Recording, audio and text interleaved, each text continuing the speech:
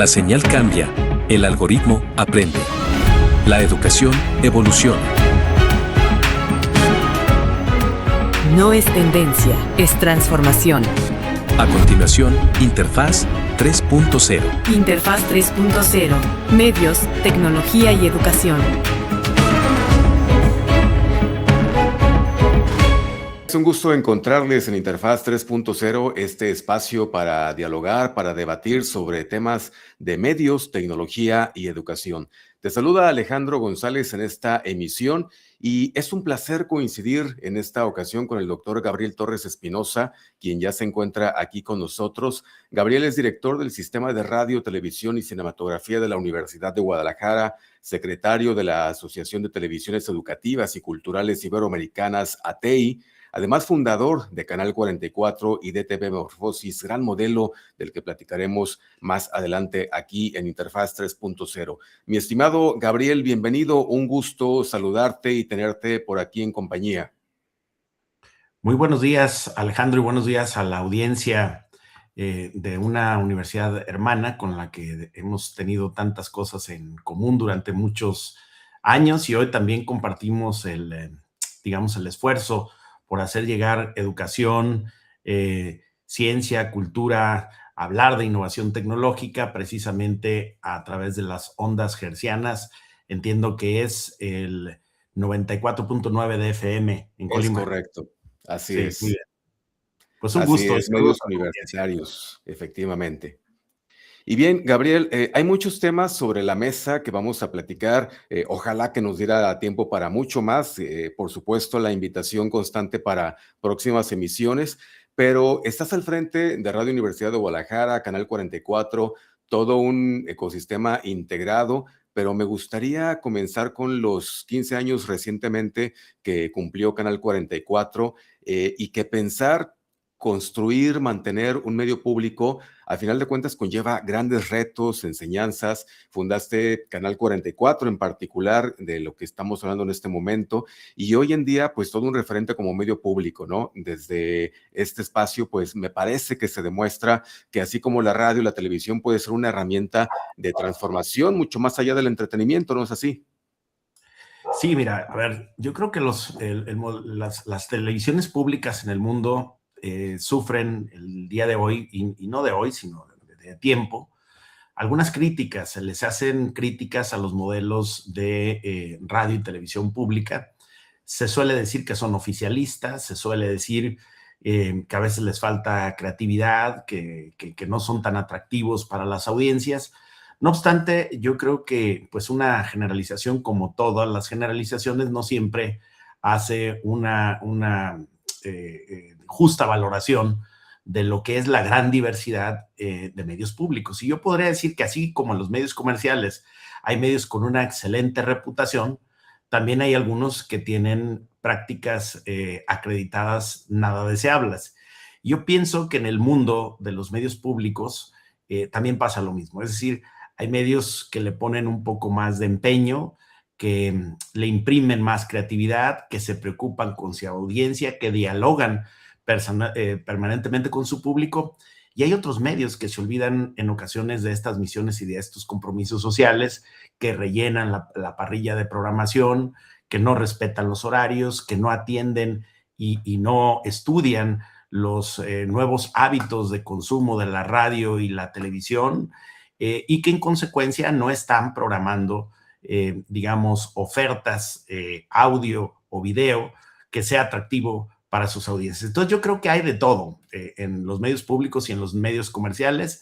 Nosotros en Guadalajara hemos intentado hacer con Canal 44, hace 15 años que pusimos al aire la señal universitaria, decidimos que el eslogan de este medio público universitario fuera la señal de todos. Canal 44, la señal de todos. Básicamente porque queríamos hablarle desde la máxima casa de estudios de Jalisco al gran público de Jalisco. Es decir, no hicimos un medio público para hablar solamente entre universitarios, sino que hicimos un medio público para hablarle a la sociedad. Y esa es la razón fundamental de que el canal arranca con una parrilla generalista que va desde el cine hasta los programas infantiles, pasando por la crónica, el reportaje, la entrevista, 6 horas de noticias al día, revistas culturales mañaneras, programas musicales en fin de semana, conciertos, fútbol, uno de los pocos canales públicos que produce y transmite fútbol profesional, que no es una cosa más sencilla, diría, lo más difícil en televisión es hacer fútbol, o sea, por la cantidad de cámaras que involucra y los gráficos y la inmediatez que requiere la reacción. Pero como la Universidad de Guadalajara tiene su equipo de fútbol profesional, que son los Leones Negros, y que muy al inicio de la puesta en marcha de Canal 44, Leones Negros pasaron a la primera división y estuvieron ahí durante un año, pues a nosotros nos tocó producir y transmitir Leones Negros de la Universidad de Guadalajara como equipo de primera división, hoy en la Liga de Ascenso, y digamos, este reto, este desafío, pues nos obligó a producir bajo los cánones y los estándares de calidad de la televisión norteamericana, porque la universidad había firmado los derechos de transmisión con Univisión, y entonces hacíamos una producción televisiva para que pudiera ser recibida y transmitida en los Estados Unidos de Norteamérica, lo cual nos implicó a una serie de estándares en la imagen, de claro, estética, pero también de calidad de imagen y de producción, de contenido, los narradores que teníamos que contratar y capacitar para hacer la narrativa de nuestro equipo durante los 90 minutos del partido, pues era también un desafío ya no tecnológico, sino conceptual. Entonces, así hemos tenido pues muchas experiencias que nos han llevado 15 años después a consolidar una señal, creo yo, madura ya, una señal posicionada.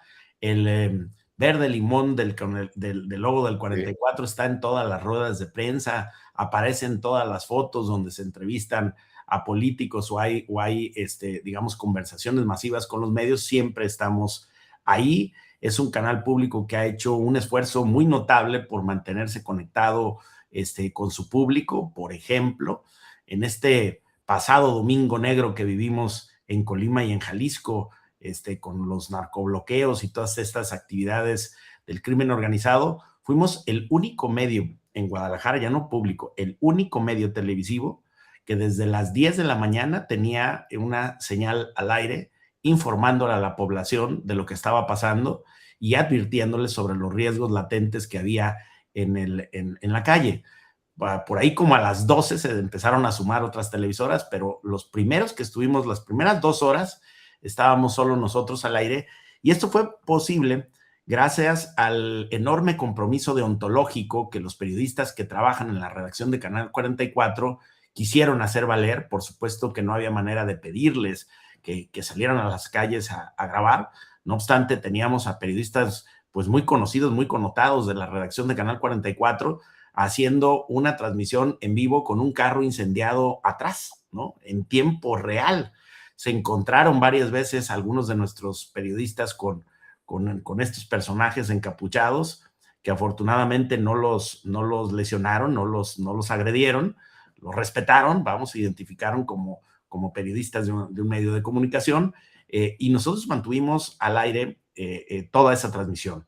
Te recuerdo otro episodio, el de coronavirus, la pandemia. Fuimos el primer canal público en América Latina en tener un programa que inició llamándose Coronavirus, la epidemia, porque nosotros nos adelantamos al tema. O sea, empezamos a hacer un programa de lunes a domingo con especialistas, que no hablábamos de política ni de la gestión de los gobiernos, hablábamos de la enfermedad a través de los especialistas, y este programa pues se replicó en 21 países, se transmitió en los medios públicos federales en México, y fue todo un referente en materia de salud, tanto que la agencia española EFE firmó entonces un convenio con nosotros para luego, terminando la pandemia en el 2021, cuando terminamos este programa que duró año y medio al aire de lunes a domingo, hubo gente, personal de Canal 44, que se llegó a contagiar hasta 3 veces del coronavirus, pero el equipo no dejó de trabajar. Cuando toda la universidad estaba confinada en sus casas por la enfermedad, el equipo de periodistas y de productores y creativos de Canal 44 seguía haciendo televisión para informarle a la población sobre los riesgos de esta enfermedad, sobre las primeras vacunas que salieron, sobre los centros de vacunación, sobre las reacciones, sobre las pruebas de detección del COVID y de una serie de información que era fundamental que estuviera a disposición del público a través de la radio y de la televisión pública, porque ahí hicimos un modelo híbrido. Salía por televisión y salía por radio. Estamos hablando de un gran compromiso por ese respeto y ese respaldo a la función social de los medios públicos y universitarios, en este caso en particular. Pero 15 años atrás, Gabriel, hablamos de un contexto tecnológico, mediático, muy diferente e incluso cultural de consumo de medios, en el que en estos 15 años que has estado haciendo este recorrido, se han incluido una gran cantidad de herramientas tecnológicas, características diferentes de cómo nos comportamos nosotros para consumir medios, para consumir noticias, para consumir información. Y en ese inter estamos encontrándonos con varios desafíos, por una parte como medios y por otra parte como consumidores de información, que ha representado, supongo yo, para el formato, como se planteó desde su momento o de forma inicial Canal 44 hasta la fecha, pues una evolución, ¿no? Una exigencia en el manejo de contenidos, en el trabajo de la planificación de los mismos, que ha representado como uno de los mayores retos para ustedes como modelo televisivo universitario, esta evolución constante y hoy en día, pues prácticamente de forma inmediata, ¿no? Si dices bien, mira, el nacimiento de Canal 44 se da digamos, en un parteaguas importante de la televisión mexicana y de la televisión mundial, que era el nacimiento de la televisión digital terrestre, de la TDT, de la televisión que hoy se ve en pantallas 16:9, que iba a sustituir a la televisión de cinescopio, aquella televisión cuadrada, pesada, grande, que teníamos no hace mucho tiempo.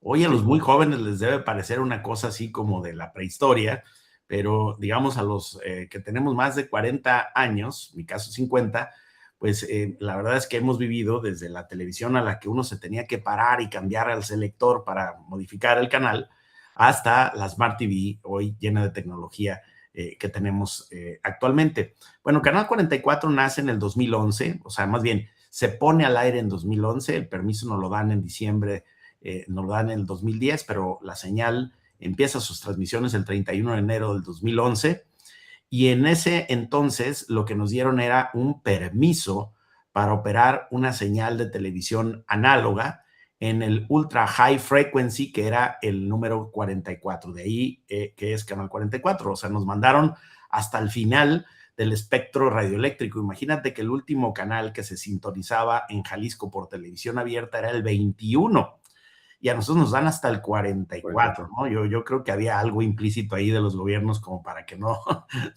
tuviéramos mucho éxito. Entonces nos mandan al final del espectro radioeléctrico de la banda analógica en el 44, en lo que se conocía UHF. Las viejas televisiones de hace 20 años tenían dos sistemas, tenían un selector atrás, las ponías poner en VHF o UHF. Después hubo unas que ya automáticamente detectaban los canales en ambas bandas, en VHF y en UHF. A nosotros nos mandaron al Ultra High Frequency, al UHF. Pero desde que nacimos ya veíamos muy cerca, porque ya había un decreto del presidente Felipe Calderón de que tenía que haber un apagón analógico en México y un encendido digital.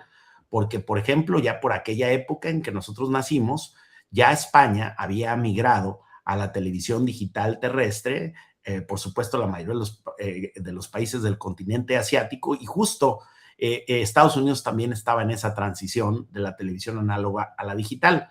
Siempre América Latina ha ido más tarde en todos esos procesos tecnológicos.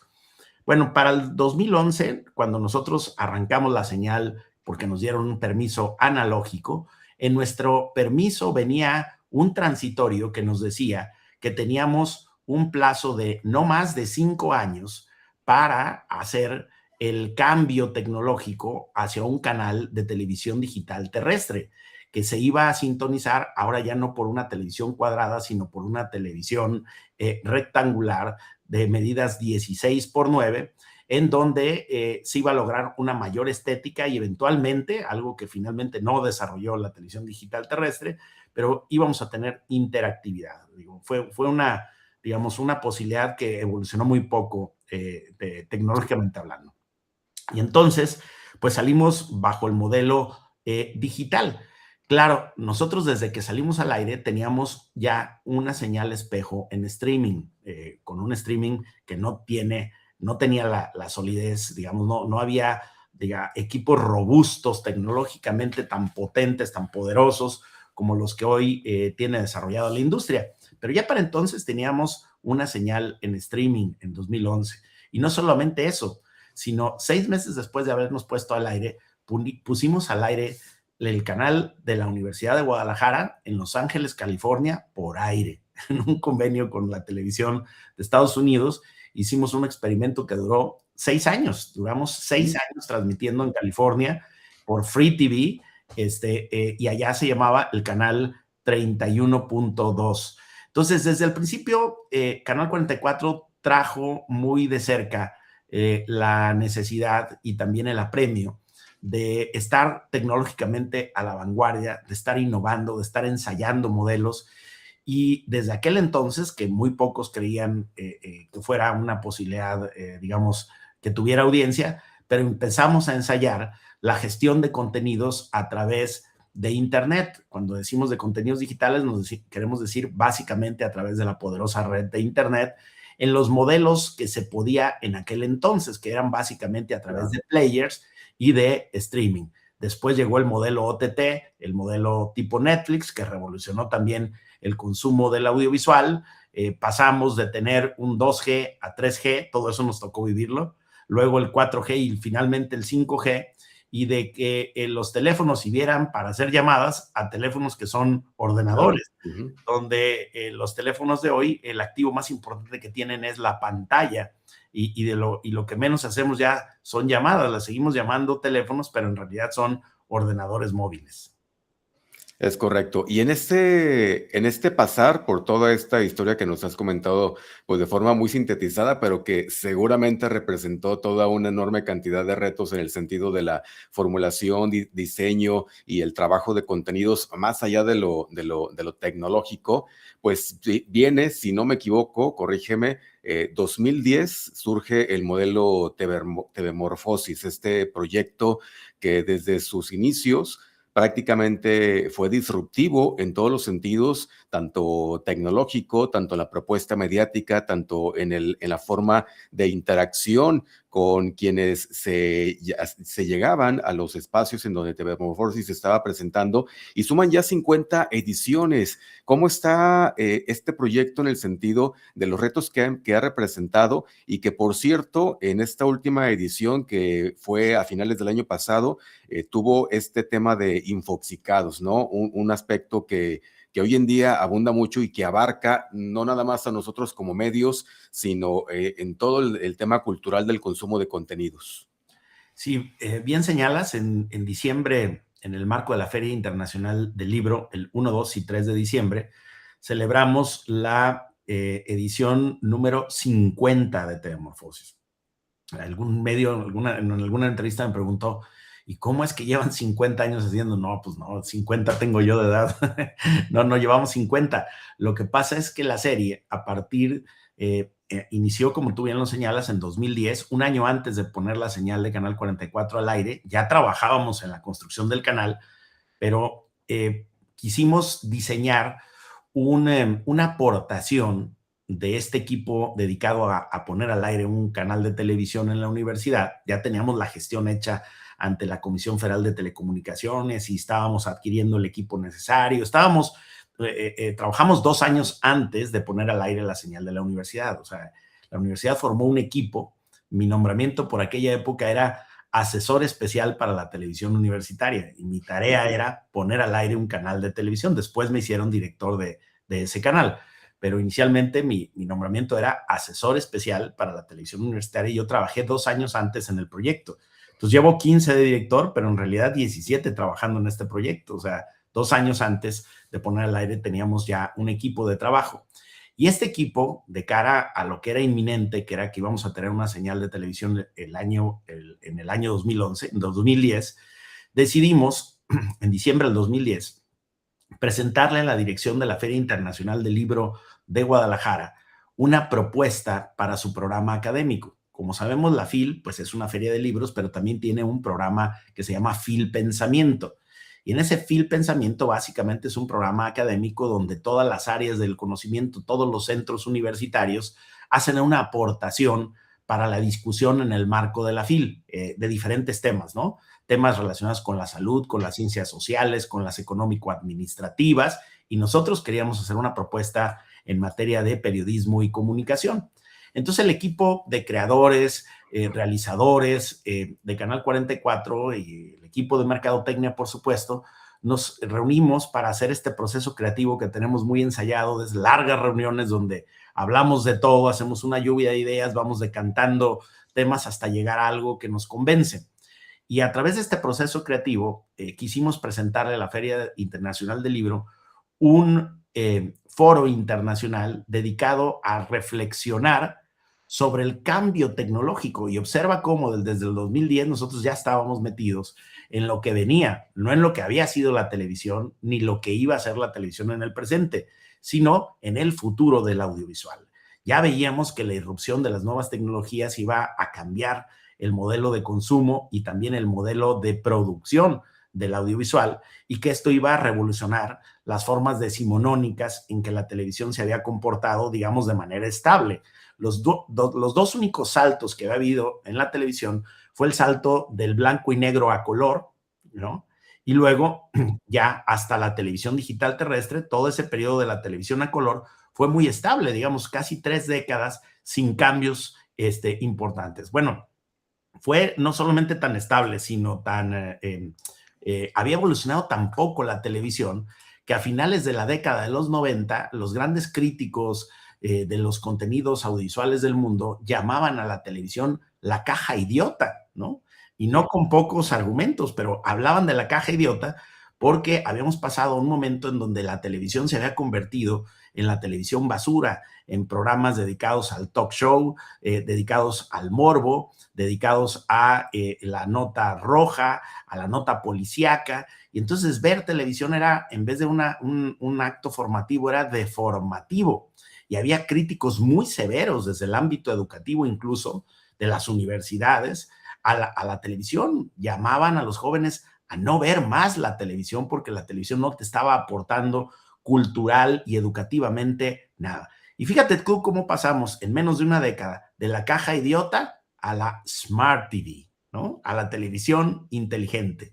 Y luego se da un salto tecnológico y no es mera mercadotecnia. Realmente la televisión sí tuvo ese salto tecnológico que se debió, entre otras, a la aparición del modelo over the top, es decir, del modelo Netflix de consumo audiovisual, que revolucionó la producción de contenidos educativos y culturales y históricos y documentales, puesto que ese modelo empezó a facturar, el modelo tipo Netflix, empezó a facturar más que todas las salas de cine del mundo, y fue posible regresar a la televisión, a los guionistas, a los grandes actores, a los que solo trabajaban en el cine y ya no querían hacer televisión porque les parecía que la televisión era una cosa banal, superflua, frívola. Pues regresaron los grandes libretistas, los grandes guionistas, los grandes actores de Hollywood, regresaron a hacer series de televisión, y hoy estamos en la paradoja que las grandes películas premiadas por el Oscar se estrenan en la pantalla chica, es decir, en Netflix, en Amazon, en Disney Channel,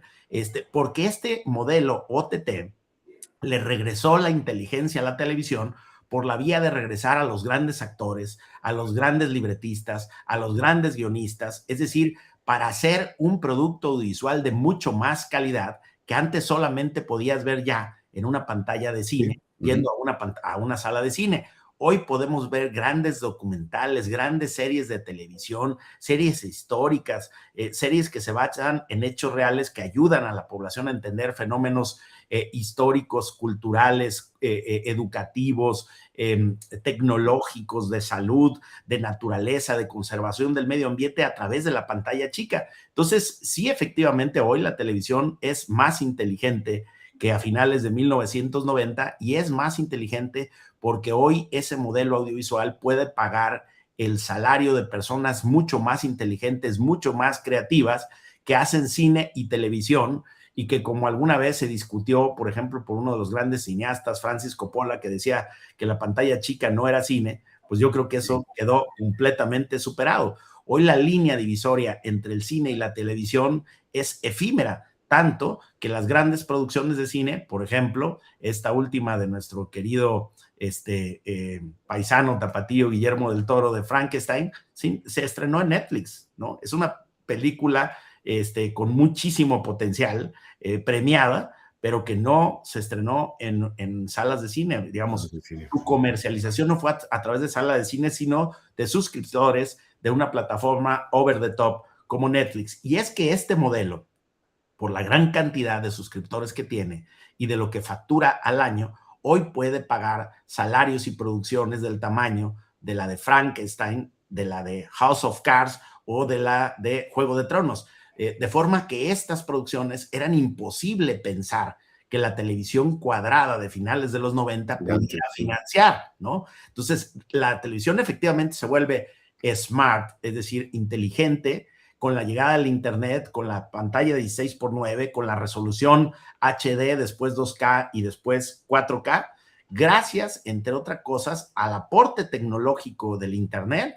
y, por otro lado, al modelo de negocio que se desata detrás, que hace posible que hoy grandes guionistas y grandes actores que solo hacían cine regresen a la pantalla chica. Entonces, ese era, digamos, el reto que nosotros ya empezábamos a ver a finales del 2010 y quisimos plantearle a la fila hacer un evento que se llamara TV Morfosis, del nombre es Transformando la Televisión, la transformación de la televisión, la metamorfosis de la televisión, y en este foro queríamos invitar a 3 perfiles, digamos, de protagonistas. Por un lado, a los gestores, directores, CEOs, managers de las televisiones públicas y privadas, porque TV Morfosis también convoca a la televisión privada. Claro. 2, queríamos invitar al talento televisivo, a los creadores, realizadores, periodistas, conductores, moderadores de la televisión. Y tercero, a los académicos de las universidades que estudian el fenómeno audiovisual, como don Carlos Escolari, como don Alejandro Pisitelli, todas estas figuronas que hemos traído, Dominic Walton, que hemos traído a TV Morfosis, y entonces poner a dialogar a estos 3 protagonistas del audiovisual, los académicos, el talento televisivo y los directores, gerentes y gestores de la televisión, para hablar de la transformación de la televisión, no del presente, no del pasado, del futuro de la televisión. Y es así que nace TV Morfosis, esta serie en 2010, que 3 años después, en 2013, se realiza por primera ocasión fuera de territorio nacional. Los colombianos nos plantean hacer la primera edición, tomar el formato nuestro, pero hacerlo ellos, desarrollarlo ellos, producirlo ellos y transmitirlo ellos, en Medellín, Colombia, en el marco de un evento de talla mundial que se llama Virtual Educa. Entonces, en ese Virtual Educa de Colombia, siendo presidente de la República Colombiana, el presidente Santos, toca hacer la primera edición de TV Morfosis en Medellín, bajo el auspicio del canal universitario Zoom de Colombia. Y es así que sale por primera ocasión, que se hace la primera edición de TV Morfosis fuera de Guadalajara y fuera de México. Después se suma a este circuito de producción Brasil, empezaron a hacer TV Morfosis en Brasil, en la Universidad del Valle de Paraibas, en San José de los Campos, este lugar, estas ciudades donde se fabrican los Embraer, estos aviones muy conocidos hoy, que compiten con los Boeing de Estados Unidos. Y después se va al viejo continente, los españoles empiezan a hacer TV Morfosis en el Mediterráneo, en la Universidad de Valencia. Después TV Morfosis hace su primera edición en Centroamérica, en Costa Rica. Después se hace en Nicaragua. Más tarde se hace en Argentina. Después se hizo, yo creo que este año no por las condiciones, pero los 2 años pasados se hicieron ediciones de TV Morfosis en Cuba, con el auspicio del Instituto Nacional de Radio y Televisión de Cuba, y esta serie que nació en Guadalajara, Jalisco, México, también dentro de México, se realiza por primera ocasión en Guanajuato, en la Universidad La Salle y en la Universidad de Guanajuato paralelamente. Realizamos 3 temporadas de TV Morfosis con nuestro socio en esa entidad federativa que es TV4 de Guanajuato, entonces dirigido por don Juan Aguilera Cid. Y es así que TV Morfosis pues salió de Guadalajara y que hoy ese circuito de producción que compone más de 6 países ha llegado a la temporada número 50, porque se hace en otros países, además de en Guadalajara, es decir, hay algo así como 6 ediciones de TV Morfosis al año en el circuito iberoamericano que recorre esta producción que es 100% mexicana, 100% jalisciense y 100% universitaria, porque se desarrolló, se gestó y se planteó como una propuesta creativa de Guadalajara para el mundo por Canal 44 de la Universidad de Guadalajara. Un circuito pues 100% universitario, como bien lo comentas, y que quien no lo ha visto lo va a poder buscar TV Morfosis y que está disponible mucha información, muchos videos en plataformas digitales, y se va a poder dar cuenta que el uso de la tecnología y recientemente con el aspecto de las herramientas de inteligencia artificial, pues no ha sido nada ajeno a la propuesta de TV Morfosis. Y en ese aspecto me voy a agarrar desde ahí para ampliar un poco el panorama, Gabriel, y que nos puedas platicar los contenidos de Radio Universidad de Guadalajara, los contenidos de Canal 44, la propuesta de TV Morfosis, todo un mundo de audiencias que hoy tenemos la posibilidad de llegar a través de lo digital, a través de Internet, como tú lo comentas al inicio, de las plataformas digitales, y que tenemos por una parte el reto como instituciones de educación superior en la formación constante de nuevos cuadros de estudiantes, de comunicadores, de periodistas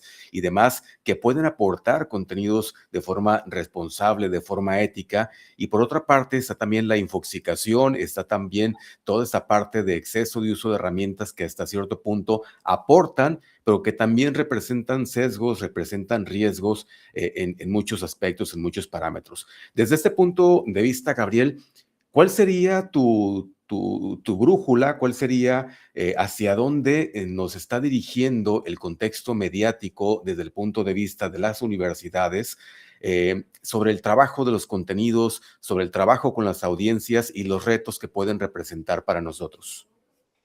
Bien, Alejandro, fíjate que TV Morfosis empezó a hablar de inteligencia artificial desde el 2019, antes que formalmente tuviéramos lo que se llaman hoy herramientas de inteligencia artificial generativa. Exacto. Antes de que estas existieran, nosotros ya estábamos hablando del impacto de la inteligencia artificial en el audiovisual y de cómo esto iba a transformar la manera de producir y la manera de consumir.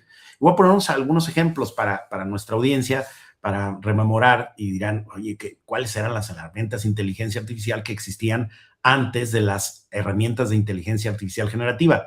Bueno, por ejemplo, toda la parte de los algoritmos y del machine learning, pues existe desde hace mucho tiempo. La gente no se da cuenta que, por ejemplo, cuando agarra su smartphone y toma una foto, ya hay un algoritmo que hace el enfoque, que determina el nivel de luz y que le ayuda a hacer una fotografía mejor. Ahí, en ese acto de sacar el smartphone para tomar una fotografía, hay digamos, un aporte de inteligencia artificial generativa. Y también lo hay en la navegación de todos los sitios de Internet, pero sobre todo en el consumo audiovisual a través del modelo OTT. Cuando terminas de ver una película en Netflix o en Amazon, generalmente te hacen una sugerencia basada en un aprendizaje de tu perfil de consumo. Y esto es una herramienta de inteligencia artificial. Lo que pasa es que mucha gente no la detecta, ¿no? Que pensó que la inteligencia artificial nació con el ChatGPT, ¿no? En realidad tenemos ya muchos años utilizando la inteligencia artificial, pero con cosas muy básicas. Nosotros empezamos a hablar de estas cosas ya básicas que existían, o no tan básicas, pero no tan poderosas como hoy, a partir del 2019. Y llegamos a este punto de inflexión del que me haces la pregunta en la edición pasada, porque hemos reflexionado mucho en todo este circuito de producción de TV Morfosis que, la inteligencia artificial como tal representa muchas ventajas, también desafíos y también amenazas, pero representa muchísimas ventajas, ¿no? Y aunque hay todavía quienes creen que que hay que limitar la inteligencia artificial. Yo creo que es una tecnología que llegó para quedarse y lo que tenemos que hacer es aprender a utilizarla correctamente. Las herramientas son eso, herramientas. Tú tienes un martillo, con un martillo un criminal puede pegarle en el cráneo a una persona y quitarle la vida, pero un carpintero puede con el martillo construir obras en madera preciosas o en herrería. Entonces, la herramienta no es mala o es buena, es cómo la utilizas, cómo se utiliza. Entonces, no es que la tecnología por sí mismo y las herramientas de la tecnología sean de suyo malas, hubieran nacido pensadas para hacerle daño a la humanidad. No, no, no es así. Surgen como herramientas y habrá quien las use correctamente y habrá quien no las use correctamente. Es decir, que las use para producir información falsa, para calumniar, para confundir, para crear caos, para difamar, ¿no? Pero esto ya existía desde que nació la imprenta, es decir, los bulos, las noticias falsas han existido desde toda la vida, desde la invención de la imprenta. Lo que pasa es que se han potencializado, digamos, ha habido una espiral de crecimiento en este problema asociado también a la espiral de crecimiento que tenemos en formas de comunicarnos. Tenemos más maneras de hacer comunicación y tenemos más maneras también de transmitir información que no es correcta, que es falsa o deliberadamente falsa. Entonces, la principal, digamos, desventaja, por así decirlo, o punto débil de la inteligencia artificial es que está generando mucha desinformación. Es decir, que estas herramientas que existen hoy para crear video, para modificar imágenes, para hacer cosas que nos resultan extraordinarias y que utilizadas correctamente pueden potencian mucho nuestro trabajo, también sirven para crear información deliberadamente falsa y con ello confundir, con ello difamar, con ello estropear los procesos democráticos, los procesos de gestión en materia de salud, para inventar y transmitir información que le hace daño al conjunto de la sociedad o que va en contra de los intereses colectivos de la comunidad. Entonces, el principal problema derivado de la inteligencia artificial es precisamente la desinformación, que llevada a un punto cumbre, le llamamos nosotros la infoxicación, es decir, esta saturación de información no verificada que nos lleva a generarnos ansiedad, que nos lleva a generarnos apatía, que nos lleva a generarnos profunda desconfianza. Es decir, cada vez la gente desconfía más en las noticias porque ya no puede distinguir debido a la capacidad que hay para crear cosas falsas, ya no puede distinguir lo que es verdad de lo que no es verdad, ¿no? Una imagen, si es verdaderamente real o la fue modificada con inteligencia artificial y editada.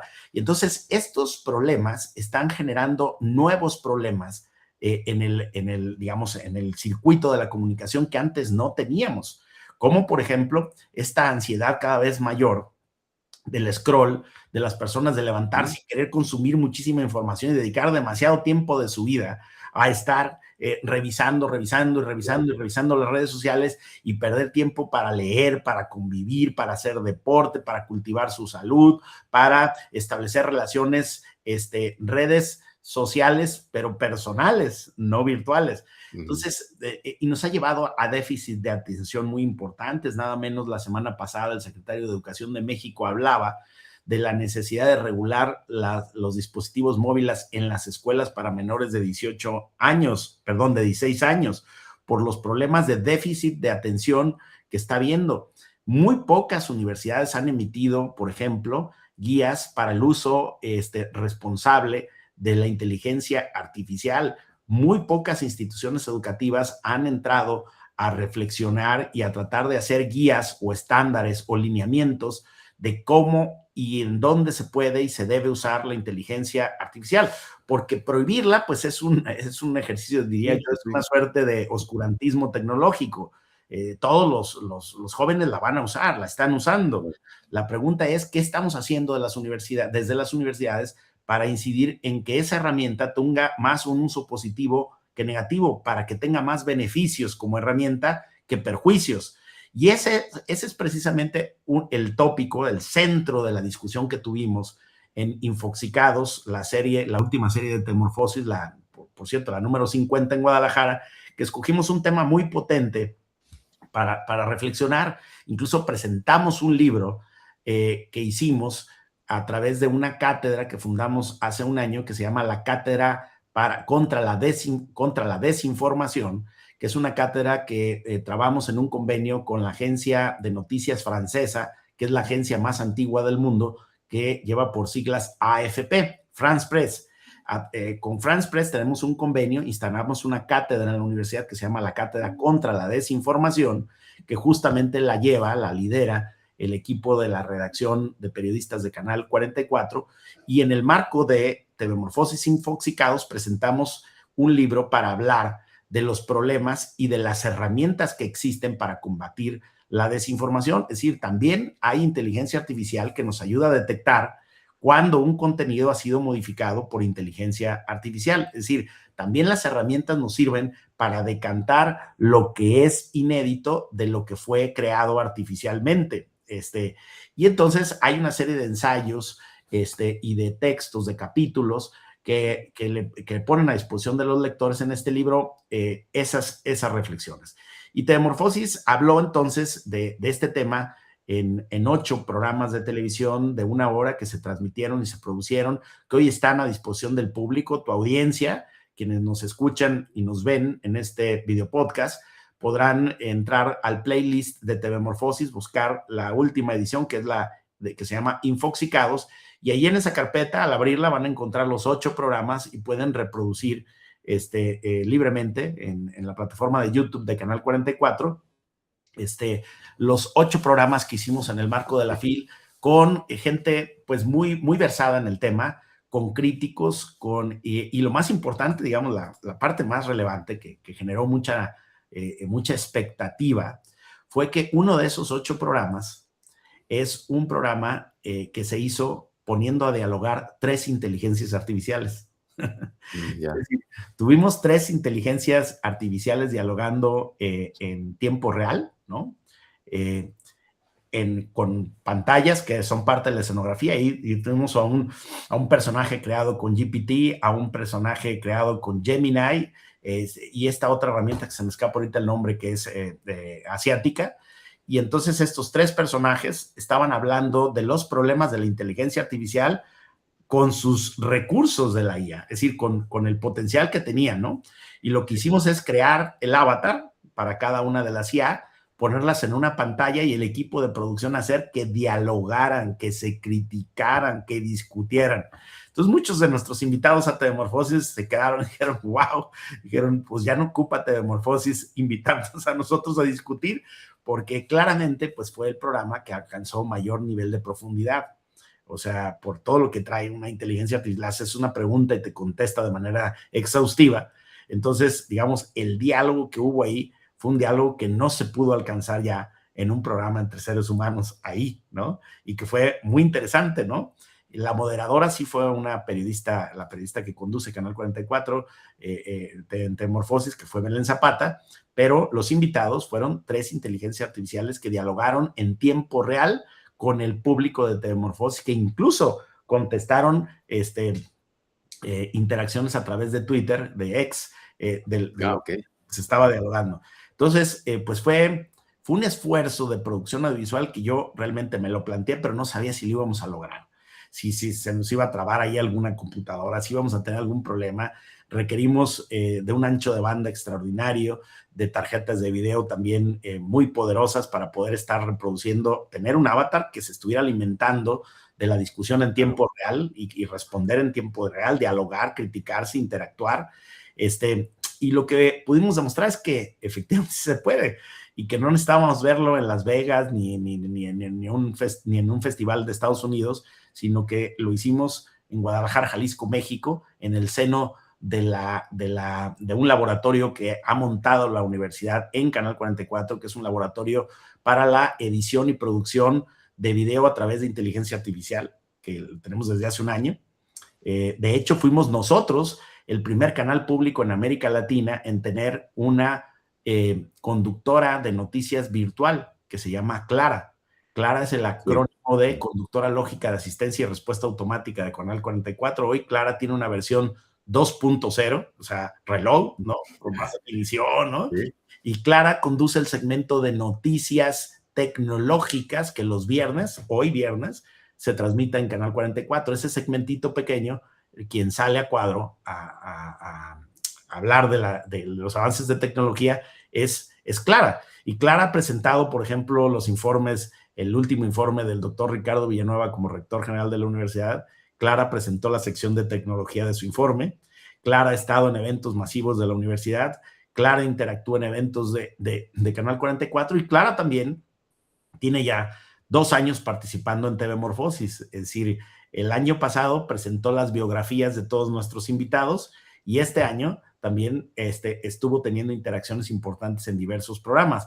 Entonces, hablamos de inteligencia artificial, Alejandro, pero también estamos trabajando con la inteligencia artificial y demostrando cómo no solamente hay formas negativas de usar la inteligencia artificial, nosotros estamos hablando de las formas positivas que tiene un medio público para optimizar sus recursos, para producir más con menos, para lograr hacer cosas que los equipos o los recursos no nos lo permitían en antaño y estar en términos de vanguardia tecnológica a la altura de las circunstancias que demanda una audiencia cada vez más exigente.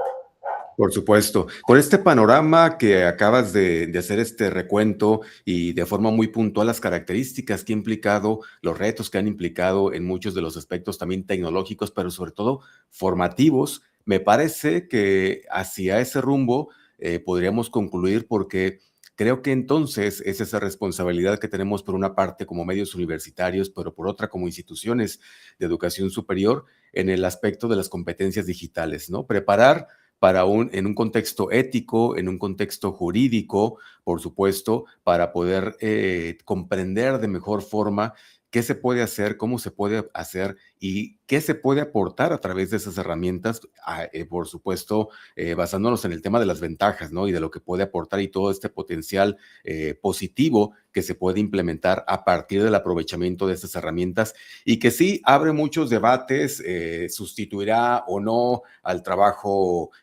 humano, sustituirá o no a todos esos procesos que hacemos en cualquier contexto laboral, pero creo que la respuesta va hacia allá, hacia la parte formativa. Tú bien lo has dicho hace unos instantes, lo que podemos nosotros crear, procesar, pero a partir de una formación, a partir de un sustento en el que podemos aprovechar los medios y las tecnologías en este sentido. Gabriel, el tiempo se nos está terminando.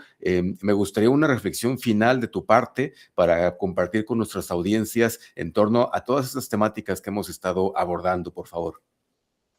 Pues mira, esta que planteas al final me parece muy, muy adecuada, muy oportuna para cerrar esta charla con tu audiencia, y ¿nos va a sustituir o no nos va a sustituir la inteligencia artificial? Luego a la gente le da mucho estrés, mucha ansiedad, mucha zozobra pensar que la inteligencia artificial le va a quitar su empleo.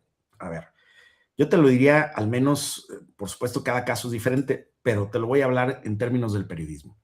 Si tú eras un periodismo que se dedicaba a hacer copy-paste de Internet, es decir, a buscar información en la web para luego hacer una nota basada en la información que estaba ya en la web, sí, ese trabajo sí se va a sustituir. Si tu forma de hacer periodismo era recopilar, digamos, cosas de la red para presentarlas a manera de resumen en una nota, eso ya lo puede hacer perfectamente cualquier herramienta de inteligencia artificial generativa. Ese empleo es sustituible 100%. El que no es sustituible, Alejandro, es el periodismo inédito. Cuando vas a la calle, cuando tú sacas la foto, cuando tú levantas la historia, cuando tú traes algo que el Internet no tiene, la herramienta de inteligencia artificial no genera información que no existe en la red. La sistematiza, la condensa, la analiza. Pero lo inédito, que ese es el periodismo que realmente vale la pena, ese es el periodismo que está esperando nuestra audiencia, ese es el periodismo que le hace bien a la sociedad, es el periodismo socialmente responsable, es el que le da voz a los que no tienen voz, el que va a las calles, a los lugares a levantar las historias, el que consigna hechos que nadie más había consignado. Y eso no es sustituible con ninguna herramienta de inteligencia artificial. Hay que ir a hacerla a la calle, hay que tener la pregunta, hay que identificar el tema, hay que buscar los actores, hay que hacer la fotografía, hay que tener el audio, y todo eso no es sustituible. Entonces, yo vengo sosteniendo desde hace tiempo, digamos un par de años, que la inteligencia artificial generativa en Canal 44 nos ha ayudado a dejar de hacer rutina. Hoy los periodistas de Canal 44 ya no tienen que ponerse a estar buscando en navegadores web información, a estar, más bien, sí la tienen que buscar, pero no le dedican las mismas horas que antes, que era manualmente, digamos, artesanalmente todo. Claro. Hoy lo pueden hacer con formas sistematizadas. Tampoco tienen que estar pensando tanto en las cabezas de las notas. Ya generamos un perfil para que las cabezas de las notas nos las sugiera una herramienta de inteligencia artificial sobre ciertos valores, cánones y políticas que tiene el canal, para que además sean más homogéneas y más estandarizadas. Dedicamos menos tiempo a la talacha y más tiempo a lo inédito, a ir a la calle, a entrevistar a las personas. Hoy los periodistas que trabajan en los medios te dicen que lo que les falta es tiempo para ir a la calle, que ese trabajo de rutina frente a la computadora les consume demasiado tiempo y no tienen espacio para ir a la calle, para preguntarle al vecino, para entrevistar al político, para entrevistar al artista, para cubrir el concierto, para estar en la conferencia, para estar en el diálogo, en el coloquio, que no les da la vida para hacer todo eso. Bueno, yo creo que hoy, si usamos correctamente la inteligencia artificial y si sustituimos la talacha con mecanismos automatizados, lo que hace es liberarnos tiempo, liberarnos recursos humanos para dedicar más espacio, más cobertura, más reporteros a la calle, al periodismo vecinal, al periodismo de proximidad, al periodismo social, al periodismo de salud, al periodismo medioambiental. Es decir, poder dedicar más recursos sin que nos amplíen el presupuesto a esas tareas fundamentales que son la razón de ser del periodismo. Entonces, esta reflexión que te hago es de que los empleos que son sustituibles son los empleos que se basan en hacer refritos de lo que ya existe en Internet, en recoger y sistematizar lo que ya existe en la red. No, lo que no es sustituible es la creatividad humana. Lo que no es sustituible es el trabajo de campo. Lo que no es sustituible es ir a la calle y levantar las historias, entrevistar a los que nunca han sido entrevistados, darle voz a los que no tenían voz y llevarlo a la pantalla o llevarlo a la radio. Eso no es sustituible. Entonces, si tú eres un periodista de esos que busca historias inéditas, que hace trabajo inédito para presentarlo a su público, pues no te preocupes mucho. La herramienta de inteligencia artificial generativa lo que te va a hacer es ayudar a hacer tu trabajo más rápido. ¿Cómo? Por ejemplo, haciéndote de manera automática una transcripción en texto de una entrevista que antes nos llevaba, había que poner la grabadora y en la computadora estar tecleando todo. Hoy ya te lo hace, ¿no? Tienes un audio, lo subes a una herramienta de IA y te da la transcripción en texto de toda la entrevista, te ahorras ahí 3 o 4 horas de trabajo. Hay muchas cosas que estas herramientas te pueden ayudar para que tu trabajo sea más rápido, más productivo, para que le dediques más tiempo a lo fundamental, menos a la burocracia y más a la creación de historias y de trabajo inédito. Lo mismo pienso para los investigadores de las universidades. La IA les puede ayudar a que dediquen menos tiempo a la talacha y más a la investigación, más a pensar, más a crear, a hacer cosas que sean verdaderamente inéditas, que esas por inéditas no existen en Internet y ninguna IA te la pueda sugerir. De forma que yo hago con este cierre en esta participación, pues una reflexión sobre la importancia de la herramienta. Yo sí estoy convencido de que nuestra tarea desde las universidades consiste en alfabetizar en términos tecnológicos, es decir, en enseñarle a las personas cómo usar la tecnología en su beneficio, incluso cómo usar la tecnología para distinguir lo cierto de lo falso, que hay herramientas importantes, ¿no? En eso se basa justamente la cátedra contra la desinformación. Y yo creo que es un trabajo de alfabetización mediática y tecnológica que corresponde a las señales universitarias, en tanto que las universidades somos casas de pensamiento, centros de discusión, lugares para la innovación, para el debate, para la reflexión, y yo creo que la tecnología no puede ser ajena a esta dinámica universitaria tan rica desde la que podemos seguir aportando a las comunidades. Perfecto, y esta lógica pues aplica perfectamente a todos los contextos profesionales, a todos los contextos productivos de los que podemos imaginar en el sentido de esta descripción que nos acabas de compartir, estimado Gabriel. Te agradezco muchísimo tu tiempo, estas aportaciones, esta experiencia que nos has compartido en esta ocasión en Interfaz 3.0. Gracias, Gabriel. Muchas gracias, Alejandro, y nuevamente un saludo afectuoso a tu audiencia y a todos los universitarios de esta querida y respetada, admirada Universidad de Colima. Gracias al doctor Gabriel Torres Espinosa, director del Sistema de Radio, Televisión y Cinematografía de la Universidad de Guadalajara, también secretario de la Asociación de Televisiones Educativas y Culturales Iberoamericanas, ATEI, además fundador de Canal 44 y TV Morfosis, gran modelo, que estuvimos escuchando pues hace unos instantes esta experiencia a lo largo, no nada más del país, sino de otros muchos espacios en donde se ha compartido y formado también audiencias. Nos despedimos de esta emisión de Interfaz 3.0, nos escuchamos y nos vemos en la próxima. Gracias por tu compañía. Interfaz 3.0. Interfaz 3.0. Medios, tecnología y educación.